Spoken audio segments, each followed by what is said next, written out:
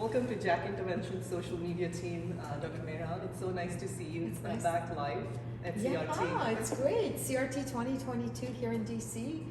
It's wonderful to be here. Thank So you. is this your live meeting after a long time? Or have It really is the largest meeting that I've been to since pre-pandemic, and it was the last meeting I attended was 2020 February. It was literally the last meeting that I went to.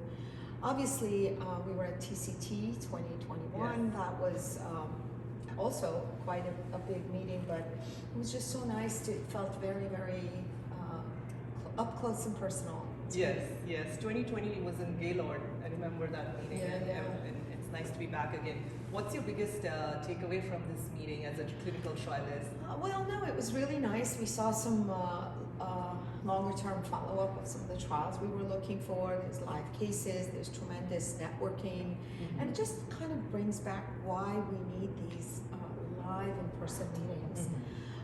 So much of what we do has to do with personal communication and coming up with ideas, and just being here around my colleagues has felt so good. And so I'm just so looking forward to ACC 2022. You know, we're going to be right back here in DC in just a month. Yeah. I think it's going to be a fantastic opportunity for everyone to attend. The idea of seeing your colleagues, sitting down, having a coffee, but then coming up with great ideas for clinical trials, for networking, for next projects. It's a tremendous opportunity. Yes, you've been prolific, really, even during the COVID times. I've been seeing some papers, very impactful papers from you, Thank you. over the past couple Thank of you. years. So let's ask you, what are the challenges for early careers? How to plan and be a part of a clinical trial or enroll in clinical trials? So, I mean, I think on so many levels, the ACC has a fantastic clinical trials program, Upping Your Game, Yes. with Pam Douglas, Minnow Walsh, and Tracy Wong. It's 3 years and running, and it's a tremendous opportunity for any junior person to get involved with it.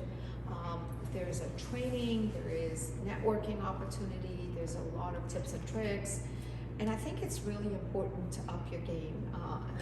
Clinical trials is a fantastic opportunity to get involved and to build a research career, and it's been the most rewarding part of my career, and I think that I'd love to share it with more and more people.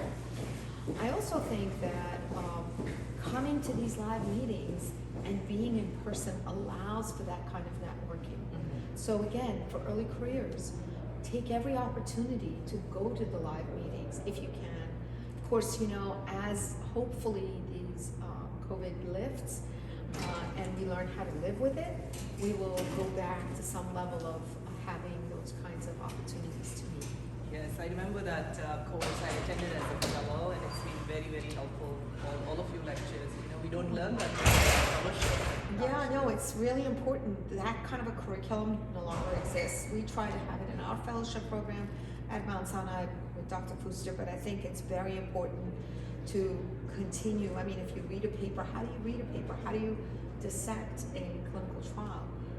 Everyone should know how to do that, because then that translates to your practice. So anything you can do in clinical trials is worth your while. Yes, you've been a great supporter of women in cardiology, just all across the world. I would say through Women as One. So thank you for all your work on that space. There was a recent paper that you had co-authored in JACC about ending inequalities in clinical trial leadership. Yes. And that was a very impactful paper. You had a roadmap. So could you share a few details about I that? think it's really important that, and these research opportunities gives you the opportunity to, the training gives you the opportunity to become involved in clinical trials and hopefully become leaders. Many are looking for female leaders to lead the trial, to not only locally but also nationally and then globally. And it kind of starts by taking one step at a time. There are definitely ways we as mentors, our men and women, should be looking for our younger women, and especially our physicians of color, to get involved with this very important venue, and then pushing them to become leaders. And I think the roadmap is clear, and hopefully many will sign on. Yes, and we're seeing a huge difference in all the meetings. Every podium seems to be having women on the panels. And Yeah, women on the panels, I love it. I think it's a first step, but we should be careful that we're not just checking boxes. Mhm. It has to be more than just being on a panel. It has to go deep. It has to be involving women on multiple fronts, about promoting them, giving them opportunities for lead authorship, first authorship. Our journals could help so much, and I know JACC is leading the way. Thank you so much. Any final words of wisdom for early careers watching us today? I mean, be strong and keep learning, and love what you do. And then, of course, we are so lucky to be cardiologists, and I think we need more women. And hopefully many of our fellows in training will understand that we're here to support you. So seek out support, find your mentorship, and be happy to be a cardiologist. It's the best thing.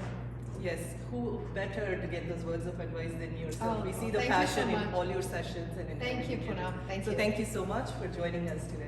Thank you for having me. Thank you so much.